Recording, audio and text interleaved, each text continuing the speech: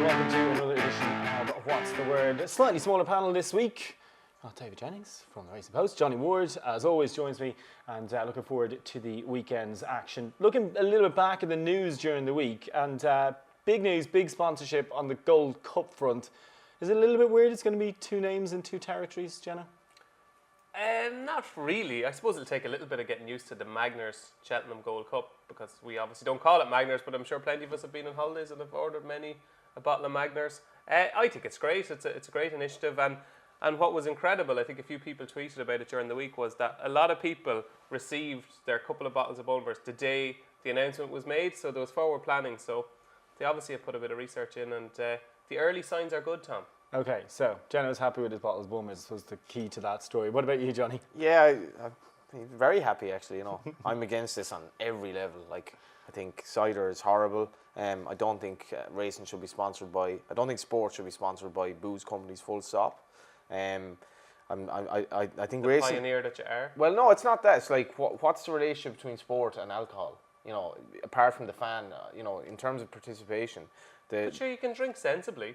You can, but obviously you can do drugs sensibly as well. Do you know what I mean? Can't. Well, it's no. Alcohol is a drug itself. You know, it's the biggest drug of all. You know, and I also think the fact that nobody's going to call it that. We're just going to call it the Gold Cup. Yeah. You can't call it the Bulmers or Magners Gold Cup. You know, no, it's the Magners Gold Cup. No, it's the Bulmers Gold Cup. You can't devalue the Gold Cup by calling it after a crappy cider, like, you know. By the way, it is nicer than Orchard Thieves, though, which I had yesterday, and it's basically like having molasses. Never had anything so sweet. Nobody should be drinking cider anyway. It started raining again now. Be traditional. Drink Guinness or IPA. You know. Okay, you're showing your hipster. Yeah, your hipster. Big fan of the IPA. Okay, well, that's two interesting views there. Will they now? You know the way they're like, how many pints of Guinness do we sell at Cheltenham this year? Will they be now like, how many pints of? Well, there will be under pressure from the sponsors, sale, but not as many as pints of Guinness because it's in March and it's Magners. Anyway, looking ahead to the Galway Festival as well. We're actually going to put some of your forward planning into place here, Johnny, because you're very well prepped this week. A couple of horses have caught your eye ahead of the action from Ballybrit. Non-DK horses as well, because they don't count. I am looking forward to see what JP runs in the Galway Hurdle. I think it's a race that he'll definitely target, and I'd prefer to see what the weights actually show up. But there was a couple of horses on the flat this week that I definitely thought would be aimed at Galway, and I'm kind of looking at them and thinking if they get up the hill, the likes of Dance Alone, who ran in Leopardstown last night, probably should have won. And I think Damien English could have a decent Galway. I was actually up at his yard this week, and it was really strange because we were saying that Galway's conditions this year are so at odds with what you'd expect. Now, they may slightly overwater it in the sense that they probably want good ground, and they think that trainers have been aiming horses that would like a bit of an ease. But I think Dance Alone and Red Avenger from his yard, if they rock up there, would definitely be interesting. Anything for you, Jenna? I have a few. I can give you four. Okay, four is good. Okay, go for it. I'll start you off earlier on in the week. The Connacht Hotel handicap, the big amateur rider handicap on day one. I thought Cartwright ran a lovely race. It was only a 3-runner race at Ferryhouse the other night, but Night of Power won that, and I just thought Cartwright was very eye-catching, blew up a furlong from home, and I just thought it was a lovely prep for the old GPT. There's a horse. One race that I have a terrific record in is the Topaz Mile. Oh yeah, and a horse. Great race. Yeah. Brendan Bracken was the big one. It was my Napa Galway that year, and a similar type of horse I think could be a horse that was very disappointing last time at Leopardstown. But I think he's got Topaz Mile written all over him, and that's Massif Central from the Mick Halford stable. Just they went too slow last time, turned into a bit of a sprint, and I think he's certainly got 6 or 7 pound in hand. You need to be well handicapped to win that race. But if he's a similar type to Brendan Bracken in that he's a forward racer that does stay and will relish that uphill finish. So Massif Central for me in that. And 2 in the big race, I think Tigris River could win the Galway Hurdle again. He's only 4 pound higher. Lovely pipe opener in the Grimes Hurdle. I'd imagine this has been the plan for the last 12 months. And in the Galway Plate, I think Henry the Bromhead could hold the key again. I think Sub Lieutenant could be the classiest horse in the race. If he does go for it, which I hope he does, fingers crossed, Sub Lieutenant is a proper Grade 1 horse, and I think he just could outclass them. He'd be very much kind of to fit the profile as well of a the type of winner of that race, and that he might. He's not a second season novice. He's not a third season at this stage, maybe. Fourth even, I'd say. Is he fourth? Yeah, well, he ran in the Grand National for Sandra Hughes 3 or 4 years ago. Henry's horse have been flying as well. I should mention two others that Legal Spin that won. I think a full brother to Laws of Spin. Laws of Spin, yeah. William Hunter's. I backed the second in this race, High Mount, the other night, thinking that it was a toss-up on form, Joseph O'Brien versus Willie. He absolutely hacked up. So I imagine he could go for that classy mile and 6 race later in the week that Willie has won consistently enough with horses in the last few years. And Trésorier, trained by Johnny Feen, who landed a gamble at Hamilton yesterday. Trésorier ran behind Beach Bar last Sunday in a race that was totally dictated by the front runner, namely Beach Bar. Himself and Tony the Gent made late ground, stayed up the hill really well, and I think he could be very interesting in Galway. Okay, a couple of interesting runners there for the Galway Festival. Of course, we'll have lots of shows during the Galway week as well, so looking forward to that. But right now, let's look ahead to Saturday afternoon's action. Another classic weekend at the Curragh. We'll start with the Darley Irish Oaks at 5:30 on Saturday. Just the 7 go to post here, Jenna. What do you make of this? Well, I've thought for weeks and weeks and weeks that Sia Class would win the Irish Oaks. But I'm just petrified. Do you know when Aidan gets these fillies and they improve? Like Magic Wand just looked a completely different filly to what we saw at Chester, even when she won, to what we saw in the Oaks. She was pretty phenomenal, I thought, in Royal Ascot. I thought she was short odds last time, but she always looked like winning.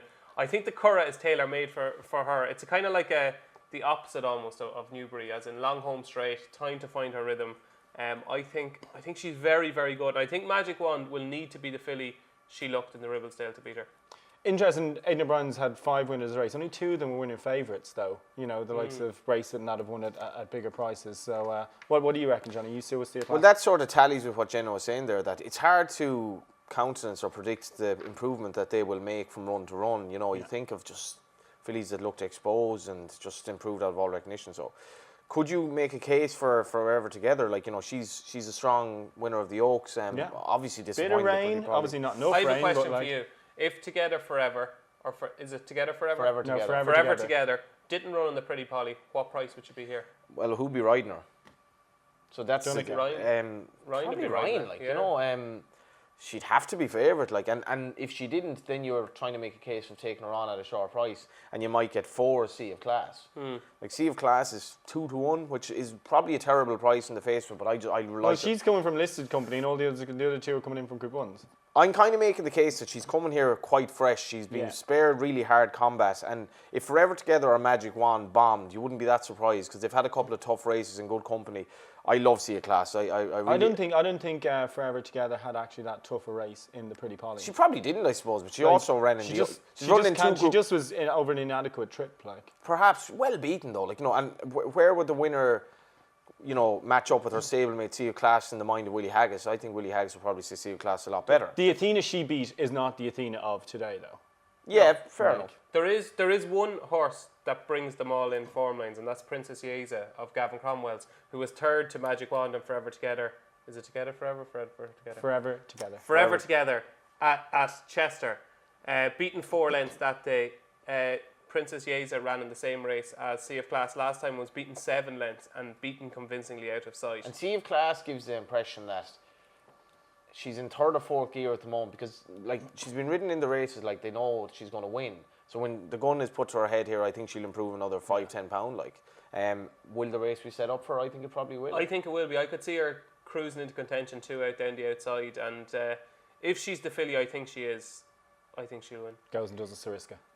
And See the Stars never ran at the Curragh as a 3-year-old, which is quite disappointing. But I think he. There was an awful wet day just before the Derby, and that's why he didn't run. And I remember Fame and Glory. Fame and Glory was running against. There was a horse that finished 4th in the Derby. Richard Hughes rode it that year, and it looked a massive eye catcher. And Fame and Glory finished 2nd, I think. To See the Stars. No, Fame and Glory was well backed. But if you saw. Van Winkle was 3rd. Was it Rip Van Winkle? Rip Van Winkle was Richard 3rd. Hughes rode a horse in 4th. I'm going to forget his name now, but I remember the morning of the Derby trying to make a case for the horse Richard Hughes rode, and a few hours before racing there was this massive gamble on Fame and Glory, and I just decided in that moment I'm just going to follow the money here because it's just too obvious, and Fame and Glory duly bolted up, and you couldn't make a strong case for it. But then they tried at Leopardstown to beat Sea the Stars a different way in the Champions Stakes, and they just couldn't beat him. But I think he might get his day in terms of siring an Irish Classic winner here, which I don't think he's done. Tabruda didn't rock up here. Harzand. He has. There we are. But aside from that, because the jury's slightly out on him as a stallion. a little bit, a little bit. Anyway, who are you with? Sea of Class across the board? Very much so. Yeah, Sea of Class. Probably my bet of the weekend. Yeah, I was actually surprised. I expect Johnny to tip the favourite because, you know, English horse usually would be my forte, and Irish horse would be yours. I really like this filly. I would have backed her on the Oaks if she'd rocked up. Yeah, I think she could be different class. Yeah, I'll be with Forever Together. Right, let's move on to the Angsley Stakes at 4:20. An intriguing sort of 2-year-old contest.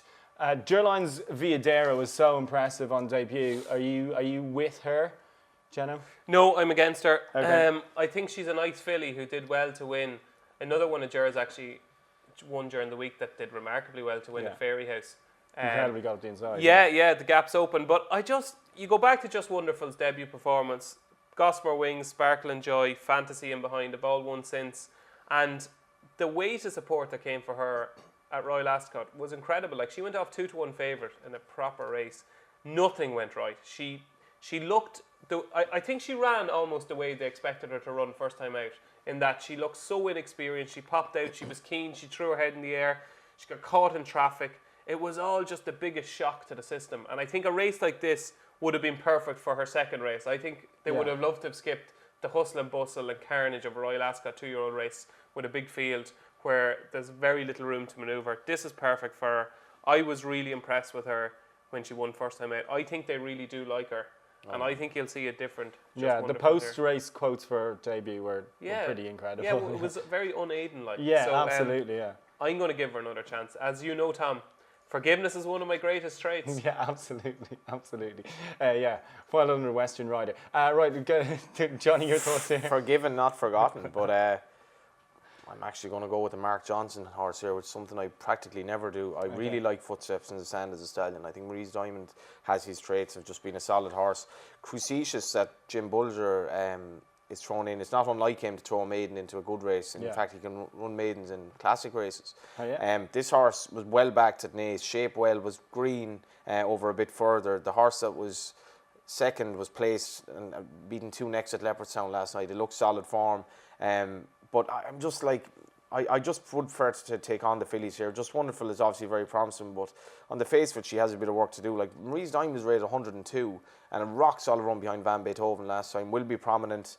James Doyle riding. Mark Johnson doesn't have that many runners over here. It looks like a nice opportunity. And I think he might be underrated in that 102 is a fair level to be running at. I'm not sure how many of these are going to run to 102. Right, let's move on to the rest of the Saturday action. It's a huge, busy day, so Jenna, you generally have a hatful for us. Obviously. Yeah. You're not going to believe who I'm going to tip, by the way, in the scurry, but go on anyway.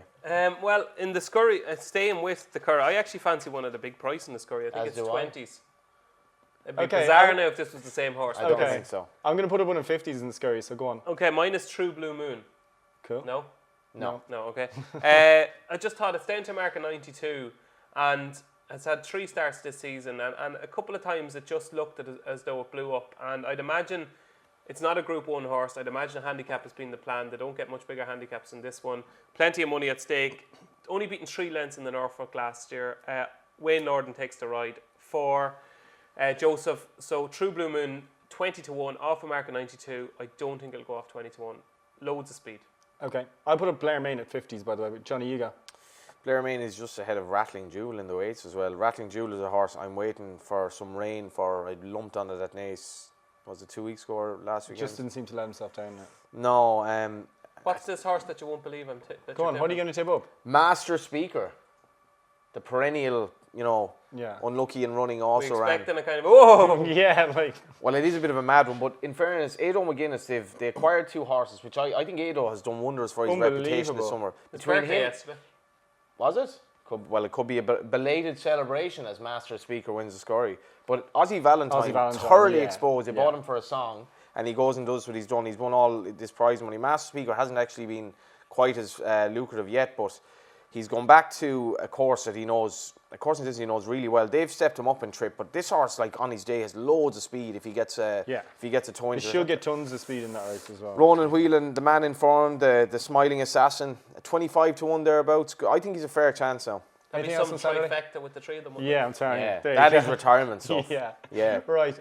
Anything else on Saturday, John? Yeah, we're going to go to the big race at Newbury, the sprint, and I would be pretty sweet on Tin Hat, who was 5th in the Windsor Castle. Real improving horse from Eve Johnson Houghton, and just thought I had a touch of class in that race. I think you do need a bit of class to win that race. In the Hackwood Stakes at 3 o'clock in Newbury, I like Projection for Roger Charlton, and the big summer double. 2, I'm going to put up Cube's win in the summer hurdle at Market Raisin. One with loads in hand at Sutton, was steadied up into the last. I think it won by 6 or 7 lengths, could have won by 16 or 17. And the handicapper has been quite nice, I thought. And I'm going to give, again, forgiveness coming out here, I'm going to give Days of Heaven another chance in the summer plate. Was sent off favourite last time at Newton Abbott for a real good chase, and basically fell at the 8th fence that day. Was sent off favourite, same mark here. Nico rides for Nicky Henderson. He's a horrible enigma of a horse, but he has ability, and if he just gets into a rhythm early at a big price, if there's a race for an enigma of a horse, surely it's on Market Raisin summer plate day. Days of Heaven and Cubes win, that would be some double now and then. Yeah, absolutely. Let's move on to the action on Sunday. It's an incredible day in Ireland. It's the end of an era. Reminder is it's Desi Scala's last day in the commentary box. We'll have a video on Facebook on Saturday as well with Tony O'Hare and Desi. You've got a feature in the Racing Post on Sunday. It's kind of mind blowing that he's going, isn't it? Like you kind of say you never know what you've got till it's gone, and I think that will be the case with Desi. Such an iconic voice. We all grew up with it, and you know, I interviewed him during the week, and I've interviewed him a couple of times and got on quite well with him. And so, like everything, you know, when you do an interview, you'll know this, Johnny. When you do an interview, usually there's parts of the interview where you're kind of like, oh, will you come on? I have to listen back to this on the tape, and it's pointless.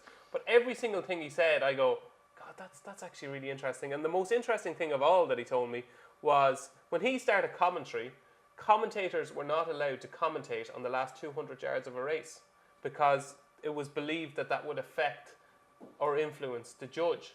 So they had to stop, so they called the race and they'd be coming down with 200 yards to go, and it could be 2 horses fighting out for the race, and they have to stop, just go silent, to let the judge have an open mind for the finish. So when he started commentary 40 years ago, that's what happened. That's good. And then most people only watch the last couple of furlongs in a replay anyway when they're watching, like, you know, you're watching races back. So many people. And that was a time when, like, the commentary was the only thing you had going for you, in the sense that you there were no pictures for most people. The bookies may or may not have had pictures, and like I remember interviewing Desi myself in the past where he went from, you were commentating for the racetrack to today where you're commentating for all these different media, and I think that was one thing that he struggled with, the threat of getting a horse wrong and all the carnage in running that would entail, and he did suffer that. He made a good point to me though. I asked him about that. I said, how do you feel if you do get it, if you, and he has called one wrong here and there, and I said, how does it feel like, because to us it will be end of the world stuff, and he said, well, that's not my job. He said, I'm giving an opinion. He said, it's the judge's job to call the result, and he says people don't throw away their tickets because I call a winner. It's when the judge calls the result, which I thought was a fair point. It is interesting. There was a race recently at Down Royal where I think the interface on the exchange had the colours wrong, and there were 3 Jings on horse in the race, and the betting was all over the shop. Like, it was the race the Game Changer won, and the Game Changer traded 9 or 10 to 1 in run, and he was a 2 to 1 shot because people were looking at the colours on the screen.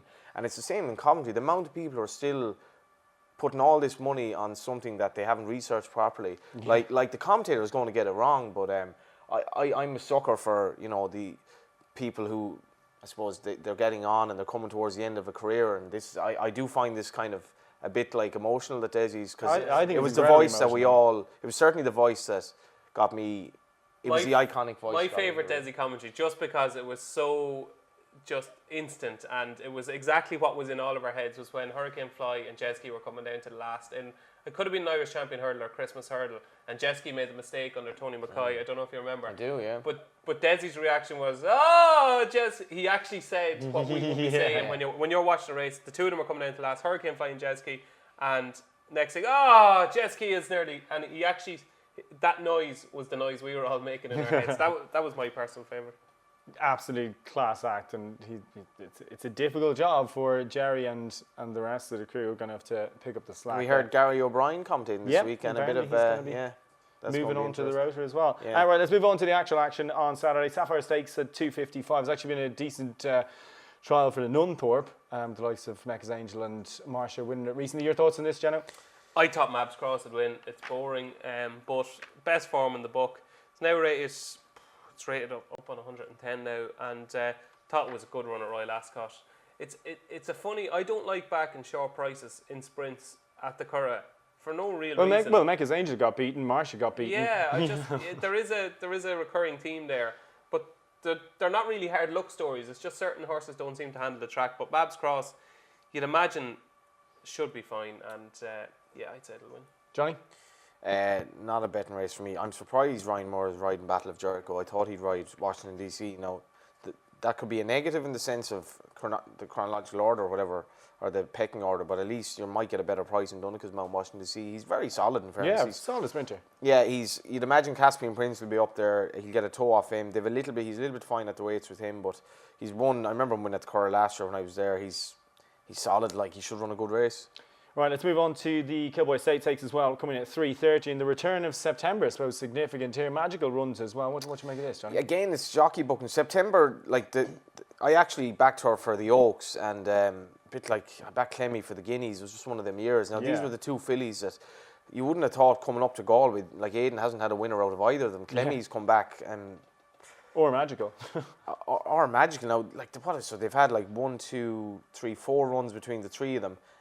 Clemmy seems to be gradually coming to form, but like has been basically disappointing. Yeah. September, the big question about her was she lacks scope, so she's small. It'll be intriguing to you want to go to the Curragh on Sunday and actually look at her and see what kind of size she is. Because I'm not sure she'll have trained on. In fairness to Magical, it's hard to knock her. You know, she was very, very solid as a 2-year-old. I was actually at Shanty when she ran on Arc Day, and you know, I think maybe the ground was a bit heavy for her on reappearance. You know, I think it's a pointer that Ryan is riding her, and I just wonder though, is it?